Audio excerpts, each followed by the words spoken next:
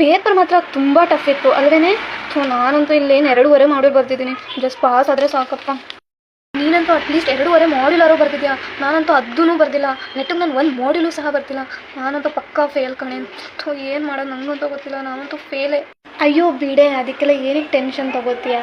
Next sem ಬರ್ಕೊ ಅಂತೆ ಆರಾಮಾಗಿ. ಏನು ಟೆನ್ಷನ್ ತೊಗೋಬೇಡ. ಹಬ್ಬ ಜಸ್ಟ್ ಪಾಸ್ ಅದೇ ಅಷ್ಟೇ ಸಾಕು.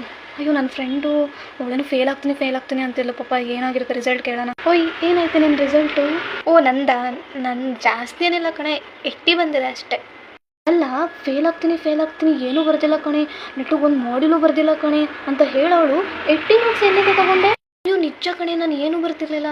ದೇವ್ರೇ ನಂಗೆ ಗೊತ್ತಿಲ್ಲ ಕಣೆ ಅದು ಹೆಂಗೆ ಮಾರ್ಕ್ಸ್ ಬಂತು ಅಂತ. ನಾನಂತೂ ಎಲ್ಲ ಬಿಟ್ಬಿಟ್ಟಿದ್ದೆ, ಏನೂ ಬರ್ತಿರ್ಲಿಲ್ಲ. ಮೇ ಬಿ ಗ್ರೇಸ್ ಮಾರ್ಕ್ಸ್ ಸಿಕ್ಕಿರ್ಬೋದು ಅನಿಸುತ್ತೆ ಕಣೆ. ಓ 80 ಮಾರ್ಕ್ಸ್ ಚೆನ್ನಾಗಿ ಗ್ರೇಸ್ ಮಾರ್ಕ್ಸ್ ಕೊಟ್ಟಿದ್ದಾರೆ ಬಿಡೆ.